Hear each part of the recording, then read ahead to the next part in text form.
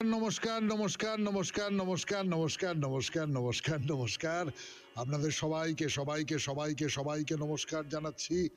আপনাদের সবাইকে অজস্র অজস্র শুভকামনা জানাচ্ছি। সবাইকে স্বাগত জানাচ্ছি আজকের এই শরণাগত অনুষ্ঠানে এবং সবাইকে শুভ সকাল জানাচ্ছি।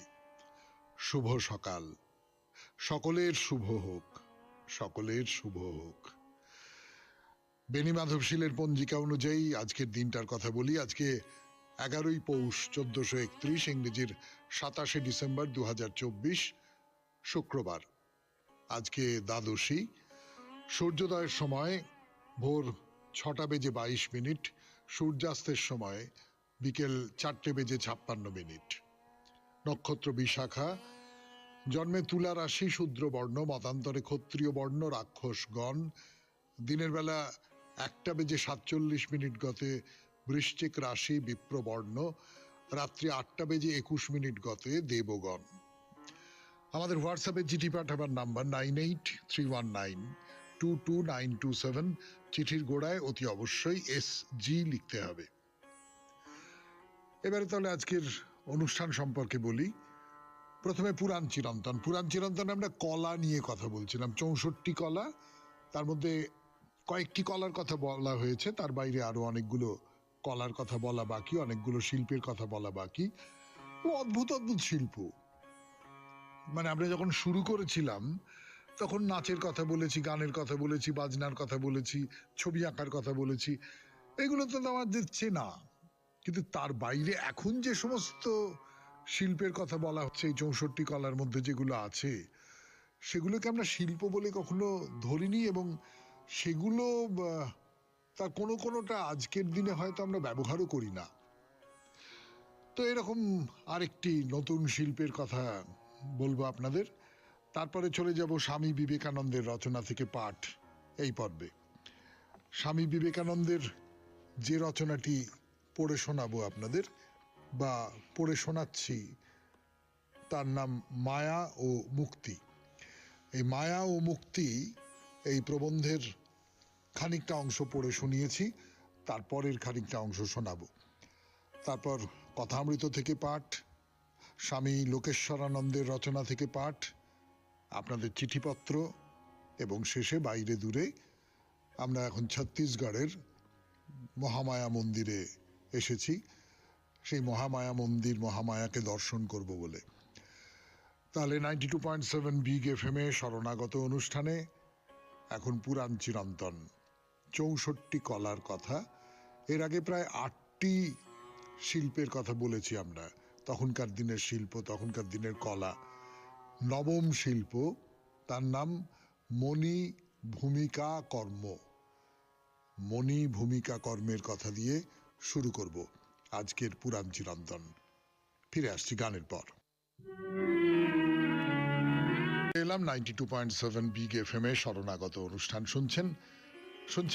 64 রকমের শিল্পের কথা, 64 কলা যাকে বলে। তো এখন যে কলাটির কথা বলবো তার নাম হচ্ছে মণি ভূমিকা কর্ম।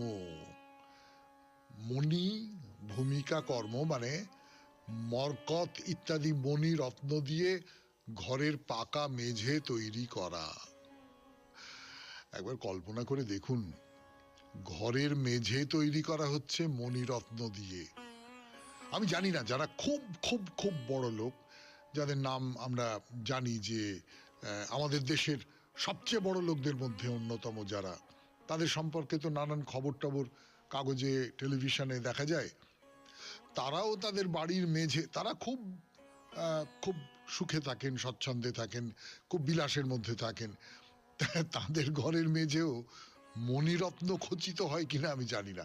অবশ্য কেউ কেউ বলেছেন যে এটা পুতুল তৈরি করার মতো একটা কাজও হতে পারে। হ্যাঁ, মানে পুতুলের গায়ে মণিমুক্তর মতন সমস্ত পাথর টাথর লাগানো হয়, সেই ব্যাপারটাও হতে পারে। ঠিক ঠিক কি সেটা বলা মুশকিল, কিন্তু পুতুলের গায়ে মণিরত্ন ইত্যাদি লাগানো, অথবা মেঝেতে মণিরত্ন লাগানো, এটাও একটা শিল্প। কেমন করে তার অলঙ্করণ করা হবে, কেমন করে তার ডিজাইন তৈরি হবে, সেটাও তো একটা শিল্প। এই শিল্পটা আজকের দিনে উঠে গেছে। মানে পুতুলের গায়ে মণিরত্ন লাগানোর শিল্পটা আছে, কিন্তু ঘরের মেঝেতে সেটা বোধহয় আর এখন নেই। এর পরের যে শিল্পটার কথা বলছি সেটা শুনলে আপনারা তো হেসে ফেলবেন, কিন্তু হাসির কথা নয়, সত্যি সত্যি 64 কলার মধ্যে এইটা 10ম কলা, শয়ন রচনা। মানে বিছানা পাতা যাকে বলে, খুব সোজা কথায়। তার কথা কিরকম? এমনি সাধারণ অর্থে তো বিছানা পাতা, বিছানা পাতা আর কি আছে, এই শীতকালে বড় জোর একটু লেপ বালাপোষ কি কাঁথা কম্বল ইত্যাদি দিয়ে বিছানা একটা নতুন চাদর পেতে বালিশ টালিশ দিয়ে পাশ বালিশ দিয়ে যা করবার পেতে দেওয়া হলো, এই তো ব্যাপার। এ আমরা নিজেরা অনেক সময় করি, অনেক সময় বাড়ির কাজের লোক করে দেয়। কিন্তু কামসূত্রের টিকাকার যশোধর এবং ভাগবত পুরাণের টিকাকার বংশীধর তিনি বলছেন, শয়ন পূর্বকালে প্রেম ভালোবাসায় অনুরাগগ্রস্ত কিনা, নাকি তার মধ্যে বিরাগী বিরক্তের ভাব আছে, নাকি অনুরাগও নয় বিরাগও নয়, তিনি এক প্রকার মধ্যস্থ ভাবে আছেন, সেই সব ভাব বুঝে নিয়ে সেই রকম করে শয্যা তৈরি করাটাই কলা হিসেবে শয্যা রচনার তাৎপর্য তৈরি করে। অর্থাৎ এই যে আমি বিছানাটা পাচ্ছি, এই বিছানায় যিনি শোবেন তার প্রতি আমার মনোভাবটা কি সেটা বিছানা পাতার ধরন থেকে বুঝতে পারা যাবে। বিছানা পাতাটা একটা নৈর্ব্যক্তিক বিছানা পেতে দিলাম এই রকম ব্যাপার নয়। শুনছেন 64 কলার কথা 92.7 বিগ এফএম এ শরণাগত অনুষ্ঠানে। বলছি আমি আপনাদের সৌমিত্র বসু, ফিরে আসছি, একটু গান শুনে নি। শুনছেন শরণাগত 92.7 বিগ এফএম এ। শয্যা রচনা বা শয়ন রচনা, যিনি শোবেন এই বিছানায় তার সঙ্গে যিনি শয্যা রচনা করছেন, তিনি শয্যা রচনা করার মধ্যে দিয়ে তার প্রতি এই যিনি শয্যা রচনা করছেন তার মনোভাব তিনি প্রকাশ করবেন। তার মানে শিল্পের কাজটাই হচ্ছে কোনো না কোনো ভাবে নিজের মনোভাবটাকে প্রকাশ করা, নিজের যে আবেগ বলুন, অভিব্যক্তি বলুন, যা কিছু বলুন না কেন, সেইটাকে ওই শিল্পের যে শর্ত সেই শর্ত মেনে প্রকাশ করা। তো এই যে শয্যা যেটা তৈরি করা হবে, মানে পুরুষ রমণী যেই হন না কেন, তিনি শয্যা গ্রহণের আগে কি ধরনের খাবার খেয়েছেন তার মধ্যে থেকে অনুরক্ত বিরক্ত বা মধ্যস্থ ভাবের বিচার সম্পন্ন করে সেই অনুরূপ শয়ন রচনা করা, এইটা একটা কলা। এবং যা বললাম, মানে আমি তো আর বললাম না, পুরাণের যারা ঋষি বলতে পারেন, বেত্তা বলতে পারেন, সেই সমস্ত মানুষেরা যা বলছেন তার থেকে যা বুঝলাম, এটা কিন্তু বেশ কঠিন কলা। মানে শয্যা রচনার মধ্যে দিয়ে আমি আমার নিজের মনোভাব প্রকাশ করব, আমার নিজের আবেগ প্রকাশ করব, আমার নিজের প্রেম ভালোবাসা বা বিরাগ বা দুটোর মাঝামাঝি প্রকাশ করব, এইটা কিন্তু বেশ শক্ত ব্যাপার। পরের যে শিল্পটি তার কথা বলি, তার নাম হচ্ছে উদক বাদ্য। এই উদক বাদ্য মানে আজকের দিনে জল তরঙ্গ বাদ্য বলা যেতে পারে।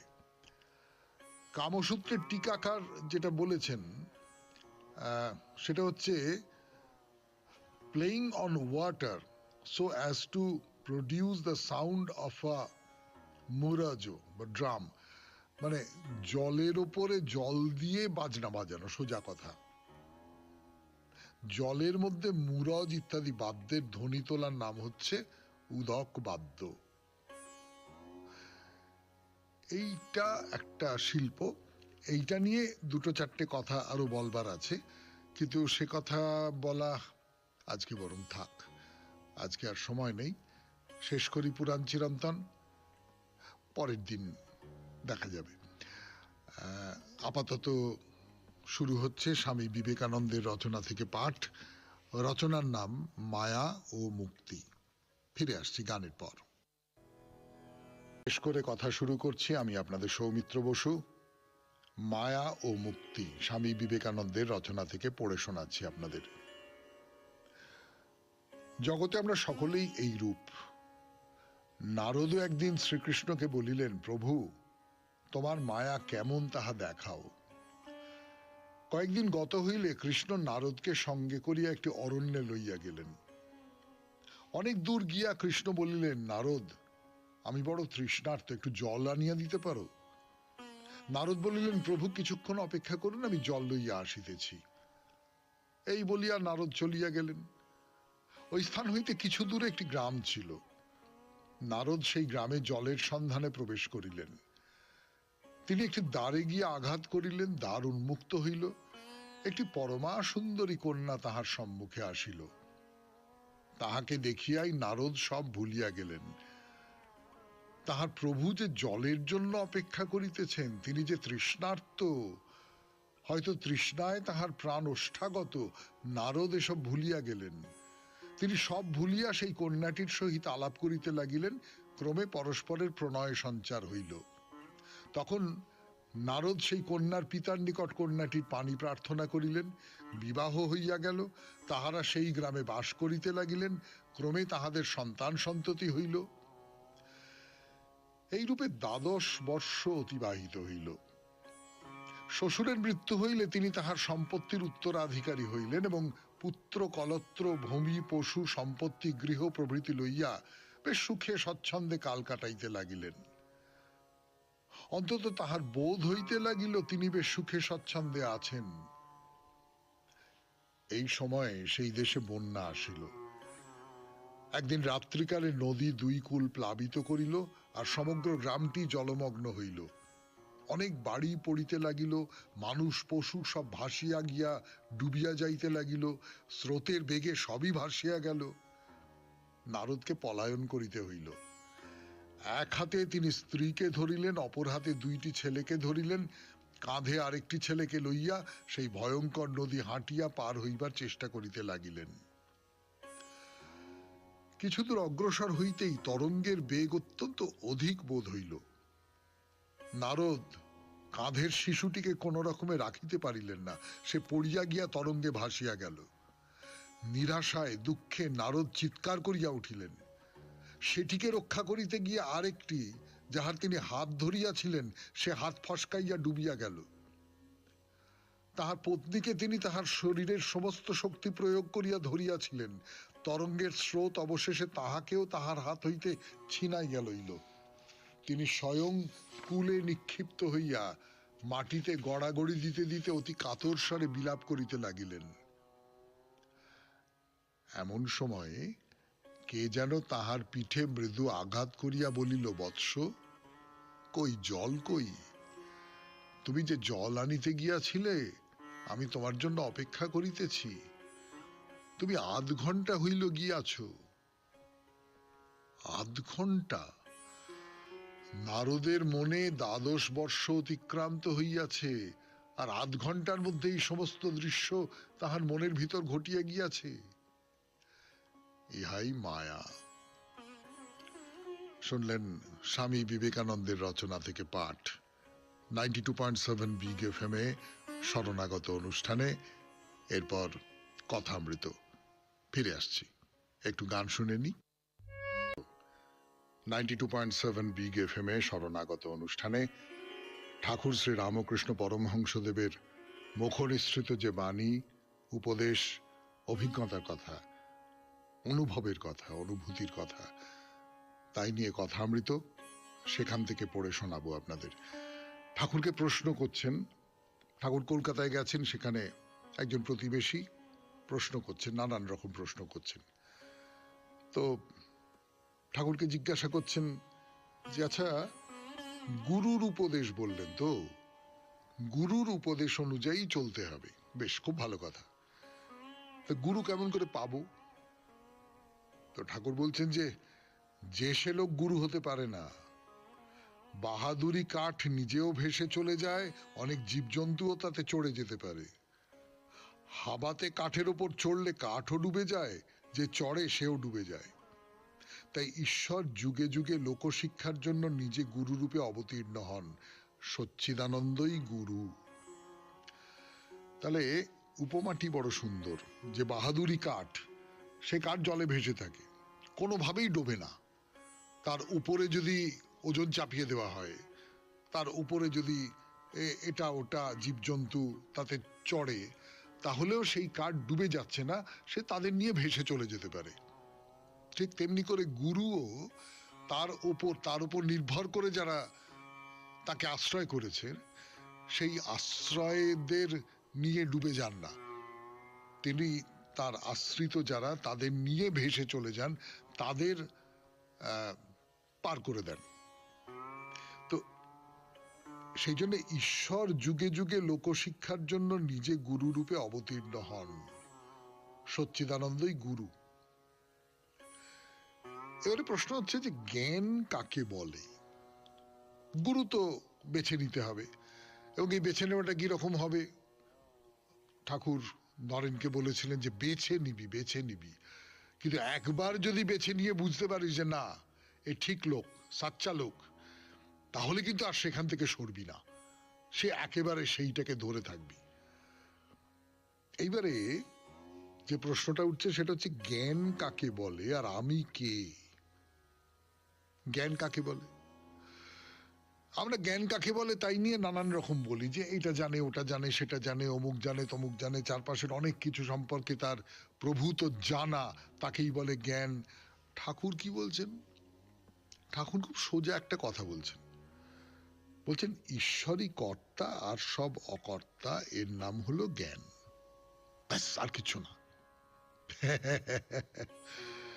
এইটা হলো সমস্ত জ্ঞানের মূল, আসল, একেবারে নির্যাস, যে ঈশ্বরই সত্য আর সবকিছু অসত্য, ঈশ্বরই নিত্য আর সবকিছু অনিত্য। শুনছেন কথামৃত থেকে পাঠ, 92.7 বিগ এফএম এ শরণাগত অনুষ্ঠানে। এখন একটু গান শুনি, গানের পর আবার কথামৃতে ফিরে যাব। আমি আছি আপনাদের সঙ্গে, আপনাদের সৌমিত্র বসু। গানের পর ফিরে এলো আপনাদের সৌমিত্র বসু 92.7 বিগ এফএম এ শরণাগত অনুষ্ঠানে। জ্ঞান কাকে বলে তাই নিয়ে কথা হচ্ছিল তো, যে ঈশ্বরই নিত্য বলুন, সত্য বলুন, ধ্রুব বলুন, যা কিছু বলুন না কেন, তিনি হচ্ছেন ঈশ্বর, বাদ বাকি আর কোনো কিছু নিত্য নয়, সত্য নয়, ধ্রুব নয়, কিছু নয়। এই যে বোধটা, এই বোধটার নাম হচ্ছে জ্ঞান। আপনি এরকম বলতে পারেন, এই তো আমি তো জানি এই কথাগুলো, বা এই তো সৌমিত্রবাবু বলে দিলেন যে এইটা হচ্ছে জ্ঞান, এই বোধটা, বেশ, তাহলে আমি জ্ঞানী, আমি জেনে গেলাম। না, জানলে হবে না, সেইটাকে বুকের মধ্যে, হৃদয়ের মধ্যে, সেইটাকে নিজের অভিজ্ঞতার মধ্যে, নিজের প্রকাশের মধ্যে, নিজের জীবনের মধ্যে রেখে দিতে হবে। সেইটা যদি না করেন তাহলে আলগা যে হ্যাঁ আমি জানি, সূর্য পূব দিকে ওঠে, পশ্চিম দিকে অস্ত যায়, আমি জানি, ওই জানাটার কোনো মানে নেই। এই যে এই ঈশ্বর নিত্য এবং আর সব অনিত্য, বা ঈশ্বর সত্য আর সব অসত্য, এই বোধটা যখন আপনার ভেতরে সঞ্চারিত হয়ে গেছে, সে যখন আপনার জীবনকে, আপনার আচরণকে নিয়ন্ত্রণ করছে, তখন সেটা জ্ঞান হলো। কেননা সেটা, যাকে খুব সহজ কথায় বলতে পারি, আপনার রক্তের মধ্যে মিশে গেছে, তো সেইটা হচ্ছে জ্ঞান।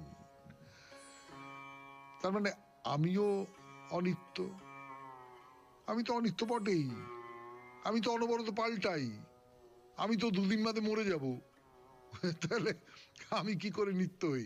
আমিও অনিত্য, আমি তার হাতের যন্ত্র। তাই আমি বলি, মা তুমি যন্ত্রী আর আমি যন্ত্র, তুমি ঘরণী আর আমি ঘর, আমি গাড়ি, তুমি ইঞ্জিনিয়ার, যেমন চালাও তেমনি চলি, যেমন করাও তেমনি করি, যেমন বলাও তেমনি বলি, না হং না হং তহু তহু। এই যে তুমি যা করাচ্ছ তাই করাচ্ছ। আমি যেমন একটা জড় বস্তুকে, এই মাইক্রোফোনটাকে একটু সরিয়ে দিলাম, আবার কাছে নিয়ে এলাম। এই যে যে চেয়ারে বসে আমি মাইক্রোফোনে কথা বলছি, সেই চেয়ারটাকে আমি সরিয়ে দিলাম। এই সমস্ত কিছু আমি করছি। চেয়ারের এসব করবার ক্ষমতা নেই, মাইক্রোফোনের এসব করবার ক্ষমতা নেই, এটা আমি করছি।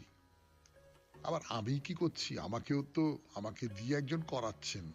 আসলে এই চেয়ারের সঙ্গে মাইক্রোফোনের সঙ্গে আমার যে সম্পর্ক, তার সঙ্গে আমার সেই সম্পর্ক। তিনি আমাকে চালনা করেন।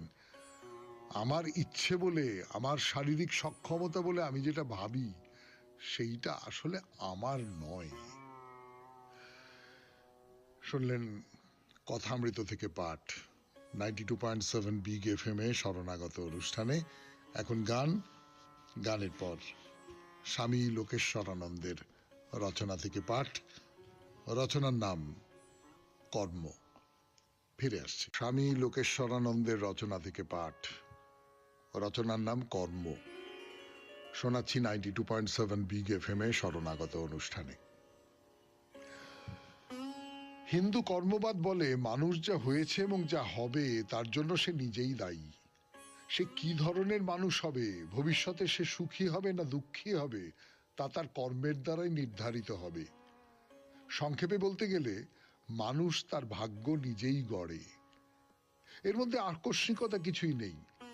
যদি কেউ দরিদ্র হয়, যদি তার অকাল মৃত্যু ঘটে, যদি সে ধনসম্পদ লাভ করে বা খুইয়ে বসে, এক কথায় তার জীবনে যা কিছু ঘটুক না কেন, তার জন্য তার অতীত কর্মই দায়ী।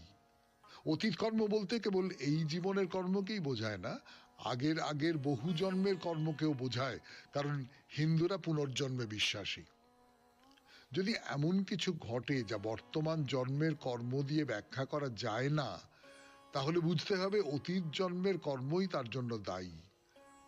এই কর্মফলের বিধান অলঙ্ঘনীয়। কেউ কেউ অভিযোগ করেন এই কর্মবাদী হিন্দুদের ঘোর অদৃষ্টবাদী করে তুলেছে। এই জন্যই নাকি তারা নিরুদ্যম, ভাগ্য ফেরাবার কোনো আগ্রহ তাদের নেই। এমনকি তাদের বিরুদ্ধে অন্যায় করা হলেও তারা প্রতিবাদ করে না, কারণ তারা ভাবে এ তাদের কর্মেরই পরিণতি। যেহেতু অতীতকে বদলানো যায় না, সেহেতু বর্তমান জীবনে ভাগ্য ফেরাবার চেষ্টা করে কি লাভ? অনেকেই তাই বলেন, কর্মবাদের কুসংস্কার ভারতীয়দের মনকে আচ্ছন্ন করে রেখেছে বলেই ভারত এখনো অনুন্নতই রয়ে গেছে। ভারতীয়রা এমন ভাব দেখান যে জীবন সমস্যার সমাধানে তাদের যেন করার কিছুই নেই। ভালো অথবা মন্দ কোনো কিছুই যেন তাদের মনকে স্পর্শ করে না। তারা সব কিছুর প্রতি উদাসীন। তারা ভাবেন অতীত কর্মই যখন বর্তমান জীবনকে গড়ে তুলেছে, তখন তাকে মেনে নেওয়া ছাড়া তাদের আর কোনো গতি নেই। ভারতের সব রকম সম্পদ রয়েছে। ভারতীয়রা বুদ্ধিমান, প্রযুক্তিবিদ্যাতেও ভারত যথেষ্ট উন্নত। তবুও ভারতবর্ষ দরিদ্রতম দেশগুলির অন্যতমই থেকে গেছে। সমালোচকেরা বলেন, কর্মবাদ ভারতবাসীদের এতটাই পঙ্গু করেছে যে তারা না খেয়ে মরবে সেও ভালো, তবু খাবারের দোকান লুট করবে না অথবা সচ্ছল প্রতিবেশীদের আক্রমণ করবে না। সমালোচকদের মতে এক অবিশ্বাস্য ব্যাপার।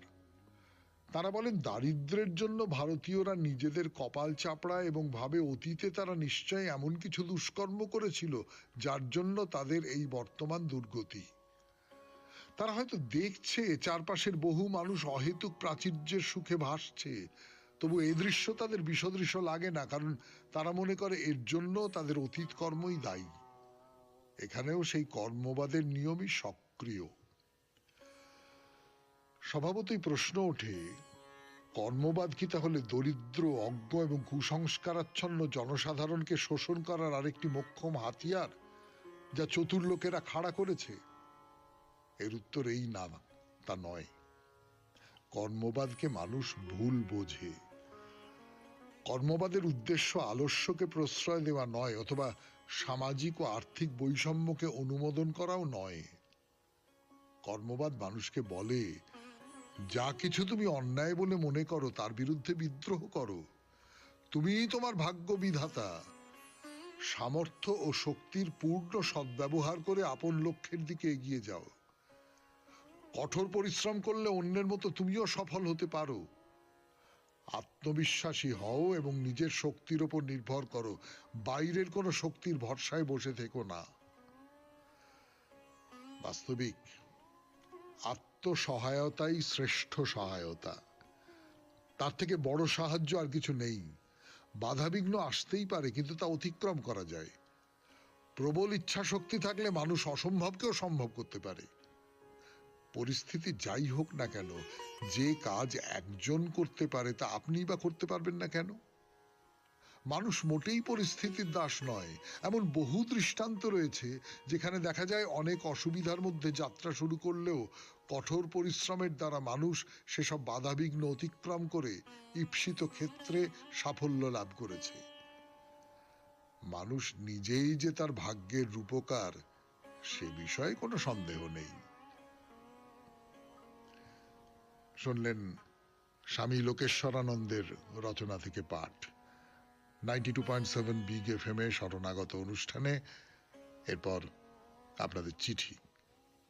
ফিরে আসছি, একটু গান শুনে নি। পত্র 92.7 বিগ এফএম এ শরণাগত অনুষ্ঠানে আজকের চিঠিটি লিখেছেন সবিতা রায়চৌধুরী, হাওড়া শিবপুর বি গার্ডেন থেকে। পড়া যাক সবিতা দেবীর চিঠি। সৌমিত্রবাবুকে আঁধার আচ্ছন্ন ভোরের আন্তরিক শ্রদ্ধা ও ভক্তিপূর্ণ প্রণাম জানাই। সকল কলাকুশলী বৃন্দ ও শ্রোতা বন্ধুদের প্রণাম জানাই। মানুষ জীবনের কয়েকটি দিক মেনে চললেই বোধহয় ভালো থাকা যাবে। প্রথমত, মাতৃস্নেহ পেয়ে বেড়ে ওঠা, যার কোনো বিকল্প হয় না। অন্যের সুখে সুখী হওয়া, অন্যের দুঃখে দুঃখী হওয়া। গুরুজনেদের শ্রদ্ধা ভক্তি ভালোবাসা ও বিশ্বাস রাখা। নিঃস্বার্থ মানুষ হয়ে দয়া দান ধ্যান মায়া মমতা এইগুলির দিকে লক্ষ্য রাখতে হবে।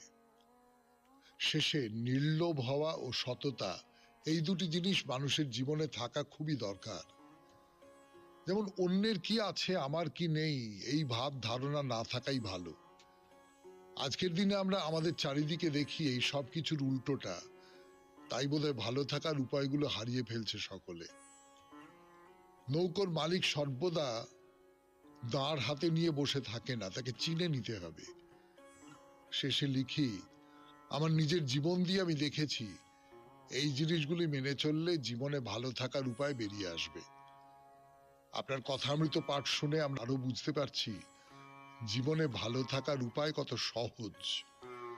পত্রের দ্বারা ভুল ত্রুটি মার্জনীয়। বিনীতা সবিতা রায়চৌধুরী, হাওড়া শিবপুর বি গার্ডেন। হ্যাঁ, আপনি একেবারে ঠিক কথা বলেছেন। একেবারে, মানে আপনি যা যা বলেছেন সেইগুলোকে যদি একসঙ্গে জড়ো করা যায়, তার মানেটাই হচ্ছে এই যে আপনি সমস্ত রিপুগুলোকে অস্বীকার করতে চাইছেন। লোভ বলুন, হিংসা বলুন, কামনা বলুন, যা কিছু বলুন না কেন, সেই সমস্ত কিছুকে অস্বীকার করতে চাইছেন, বাতিল করে দিতে চাইছেন, নাকচ করে দিতে চাইছেন জীবন থেকে। এইটা খুব দরকার, এবং এইটা করলে ভালো থাকা যায়, তাতে কোনো সন্দেহ নেই। ওই জায়গায় বেশ আছি, দিব্য আছি, কারুর ওপর কোনো রাগ নেই, কারুর ওপর কোনো অভিমান নেই, কারুর ওপর কিচ্ছু নেই, আমি খুব ভালো আছি। এইটা হলো ভালো থাকার উপায়। আপনাকে ধন্যবাদ সবিতা দেবী। এবার একটু গান শুনি, গানের পর বাইরে দূরে ফিরে আসছি। আমি আপনাদের সৌমিত্র বসু। ছত্তিশগড়ের বিখ্যাত, অতি বিখ্যাত মহামায়া মন্দির, ছত্তিশগড়ের রত্নপুর, সেইখানে এই মন্দির অবস্থিত। তাহলে মন্দির দর্শন করছি আমরা, ঘুরে ঘুরে নানান মন্দির দেখে বেড়াচ্ছি। এবারে একটা ছোট সিমেন্টের তৈরি মন্দির, এবং কোনো রং করা নেই। শিবের মন্দির যেমন সকলের রং করা হয়, এখানে কিন্তু সেই রকমটা নেই। তো এই যে সরোবর যার কথা বলছিলাম, মন্দিরের লাগোয়া যে সরোবর, বিরাট সরোবর, খুব যে একটা পরিষ্কার জল এমনটা নয়, সরোবরের মাঝখানে একটা বড় ফোয়ারা আছে, এসব কথা বলেছিলাম আপনাদের। তো এই সরোবরের গা বেয়ে বেয়ে অনেকগুলো এরকম ছোট ছোট ছোট ছোট মন্দির দেখতে পাবেন। তাই সব মন্দিরগুলো সব ঘুরে ঘুরে দেখতে পারেন, আবার দেখব। এবার তাহলে চলুন আবার নতুন আর একটা মন্দিরে যাওয়া যাক, মহামায়ার মন্দির। প্রচুর লাইন হয়, প্রচুর, বিরাট ভিড় হয়। লোহার রেলিং করে দেওয়া হয়েছে যাতে লাইন ভেঙে চুরে বিপর্যয় না ঘটে। মহামায়া বা মাতা রানী, এখানকার মানুষজন তাই বলেন মাতা রানীর মন্দির। তো এই মাতা রানীর মন্দির দর্শন করবার জন্যে আপনাকে লাইনে দাঁড়াতে হবে। আপনি সেই লাইনে দাঁড়িয়ে পড়লেন। এবারে লাইন ধীরে ধীরে ধীরে ধীরে এগোচ্ছে। লোহার রেলিং করে দেওয়া আছে, সেই রেলিং এর ভেতর দিয়ে আস্তে আস্তে এগোতে হবে। হঠাৎ একটা কথা মনে পড়ে গেল, বলেই ফেলি। ছোটবেলায় সবচেয়ে কম দামের টিকিটের লাইনে দাঁড়াতাম, তখন 65 পয়সা ছিল। 65 পয়সায় একেবারে ফার্স্ট রো সেকেন্ড রোয়ে বসে সিনেমা দেখা যেত। তো সেই যে লাইনে দাঁড়াতাম, ওই লাইনটা রেলিং এর মধ্যে আটকে দেওয়া হতো যাতে বাইরে থেকে কেউ ঢুকে না পড়ে। এমনকি মাথার ওপরে তারের জাল দেওয়া থাকতো। তো এই রেলিং এর ভেতর দিয়ে ওই লম্বা লাইন আস্তে আস্তে আস্তে আস্তে সাপের মতো করে চলেছে। যেতে যেতে সেই ছোটবেলার কথা মনে পড়ে যাচ্ছে। মানে আমি জানি না আপনারা ওইরকম দুষ্টু ছেলে ছিলেন কিনা, 65 পয়সায় লাইন দিয়ে মারামারি করে সিনেমা দেখেছেন কিনা। তো যাই হোক, একটু হালকা কথা বলে ফেললাম মহামায়ার মন্দির দেখতে এসে। হ্যাঁ, হেঁটে বেঁকে চলে গেছে রেলিং, সেই সঙ্গে সঙ্গে আমরাও এগিয়ে চলেছি। বেশ কিছুটা যাবার পর লক্ষ্য করার মতো চারপাশে মন্দিরের চেহারা গঠন সব কেমন আস্তে আস্তে পাল্টে যাচ্ছে। চারপাশের মন্দিরের মতো অনেকগুলো সৌধ সিমেন্টের তৈরি, সেটা বুঝতে পারা যাচ্ছে, সোনার তৈরি নয়, কিন্তু একেবারে সোনা রঙে রং করা, ঝকঝক ঝকঝক করছে। তো চারপাশে এরকম ছোট বড় সোনালী মন্দির, সেই সব সোনালী মন্দিরের মধ্যে দিয়ে এগিয়ে চলেছেন আপনি মহামায়াকে দর্শন করবার জন্যে। খানিকটা এগিয়ে গেলেন, আর পাথরের মেঝে আছে, তো 2-4টে সিঁড়ি নামতে হলো আপনাকে। তো এই চারপাশে সোনালী মন্দির, সোনালী থাম, এই সব কিছু পার করে সাদা রঙের মন্দির, তার সামনে পুজো দালান আছে, সেইখানে এসে পৌঁছানো গেল।